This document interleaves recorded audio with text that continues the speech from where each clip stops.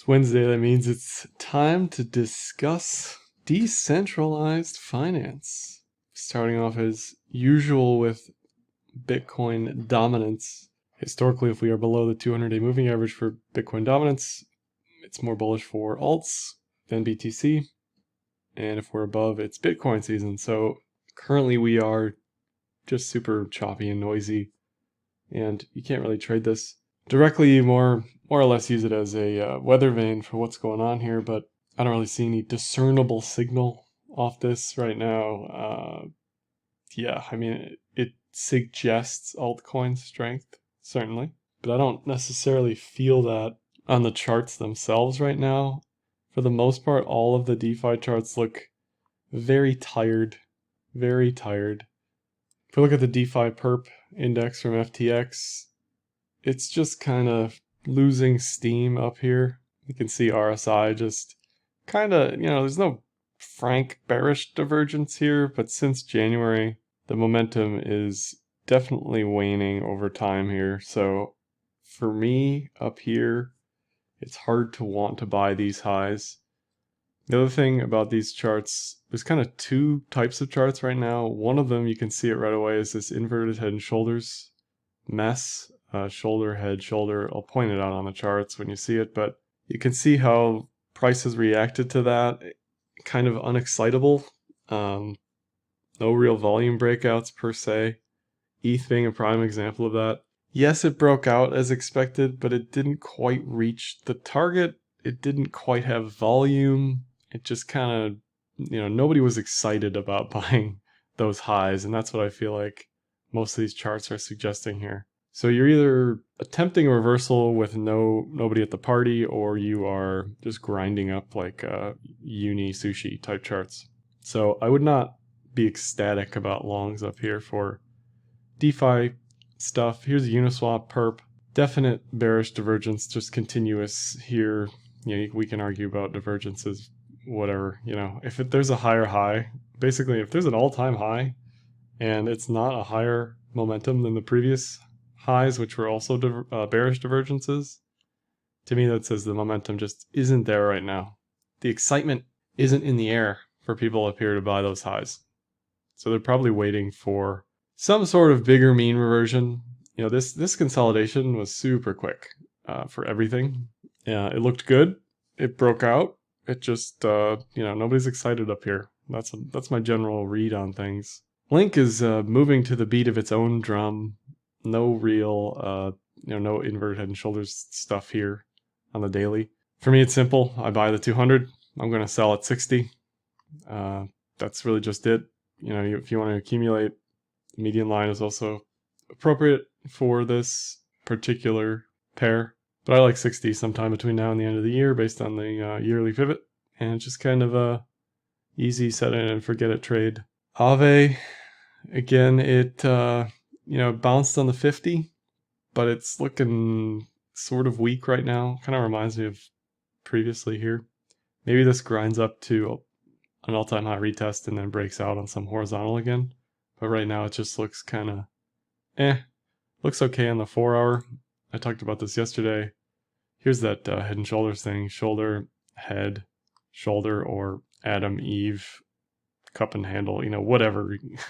Whatever your chart pattern of choice is. Collectively, this price action has an expectation of bullish reversal. And you can see how mediocre thus far that jump has been. I did buy AAVE myself because of this. I like the 4 hour cloud. I'm just going to hold it. If anything, if it gets near the 200 again, I think people are going to jump on that, which would be a 50% drawdown from here, which is a pretty big down move. The 200 will keep moving up. But again, seasonality, Q2 is where it's at. We're in Q1 still for another couple weeks. Maybe we figure something out by Q2. Maybe this is some tax effect. I don't know. Pick your narrative. Just the charts they look nonplussed. Here's Uni. Here's what I'm talking about, that grind. Did hit an all-time high, but wasn't too exuberant. It's just kind of just grinding up, doing its own thing. And this is honestly fine. What you don't want to see is the dot type stuff, or the ripple to 320 just in one candle. That's just not realistic or sustainable. So at the end of the day, This is just an easier trade because you know you're buying at the 200 and you're holding for whatever price you want. You know, $100 uni, sure, whatever. But if this gets close to the 200-day moving average, even I, the mere mortal, will think about buying this because it looks like since January, it's held up, right? It's like the Link example. If Link for 2 years is bouncing on the 200-day moving average, it's hard to say that's going to fail, right? So if this looks good at the 200-day moving average, regardless of the cloud position, you got to think about picking up some uni at that level.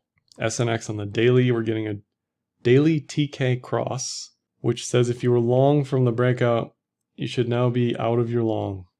And you're waiting for a bullish TK recross above the cloud or everything to reset. At this very moment, my money would be on a move down to 15 based on the edge-to-edge potential here from the top of the cloud to the bottom of the cloud. And ideally, I want to buy between 12 and 15, where the 200-day moving average will be, where the monthly pivot will be. Very similar to this situation. It dipped below the cloud, even dipped below the 200, and eventually rebroke out. But again, this is another example of none of this stuff looks super exciting here. It's had its Kijun bounce. It's attempted to continue, and it just doesn't have any steam left in the tank. It just doesn't look like it. So at this point for SNX, I'd be most comfortable with a setup like this, just projected in the future. So if this dips between 12 and 15 and then breaks out of the cloud at 17 to 20, and whatever it is, just needs more time. Everything just needs more time. UMA, here's that mess of an invert head and shoulders thing again. This was even cleaner with the 200 break on the 4-hour. UMA looks fine, really, trend-wise. I just think if all this stuff follows each other, nothing's going to do super well here. Even though trend-wise in a vacuum, this looks good. The cloud flip bullish. So if this was a vacuum, I would like an all-time high retest for UMA here, but I'm a non-believer based on everything else that's going on. Wi-Fi. It's just a hobby of mine to continue to assume Wi-Fi is going to zero one day. Trend-wise, it looks okay. It's above VPVR support. You can see there was a ton of volume at this level. Not a lot of price history, obviously, but a ton of volume between 20 and 35. So as long as it's above 20 to 35, it's probably fine. It's been mega chop since November, really. So I think opportunity-wise, you're better off. I'm not going to touch this. It's the opposite of Link, right? It's done very little over a 6-month period, right? It doesn't have a strong bullish continuation bias. So unless you're trading super low time frames, it's not for me. It's unexciting. Comp, unlike any of the other charts, is kind of setting up for this M double top. So again, this just doesn't look super great. Trend-wise, it's fine. The bullish TK recross above the cloud, but yeah, for the most part, on all of this stuff at this point, I would much rather buy lows than buy here expecting continuation. If this does break highs, though, I certainly expect it between 680, 850, somewhere way up there. So definitely a 2x potential from here, from 450. It's just a much better buy, sub 350 for me.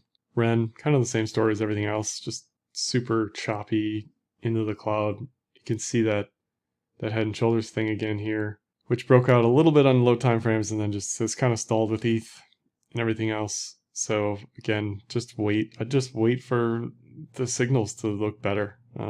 If you can get this below $1, that's what I'll be looking for. Closer to that 200 period moving average on the 12-hour.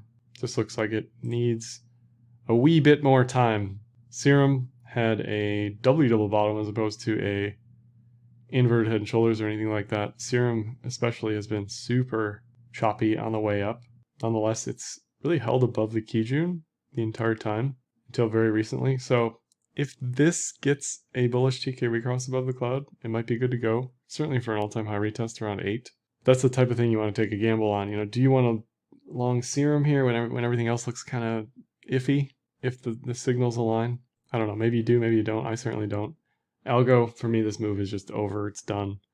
It needs some time. It was up, what is this? 30 cents, like a 3x in a month or something stupid like that. the 200 needs to catch up with price. Ideally, this just sells off back to 70 cents or lower, some previous local high, and you pick it up from there. This is not a buy up here for me at all. Band, again, like Serum, Ren, not quite like Algo, but it's it's trying to do a thing. Just not, the signals aren't screaming long entry here. Certainly at the key June, it's above its monthly pivot, it's above the cloud, it's above the 200. Maybe you're hoping for some sort of cup and handle here, which looks potentially real. So if anything, you're just buying this all-time high retest as a breakout and expecting a move to 25, 26 from 16, 17, something like that. Certainly viable. DOT, again, here's that invert head and shoulders thing, which happened sort of before everything else. Broke out a little bit, broke down, broke out again. I personally am not touching DOT until it's below 20. So good luck with that, trading this up here. I think it's just way overblown.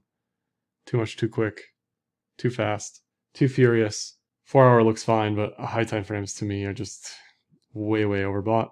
Kava, another example like Band of this cup and handle potential.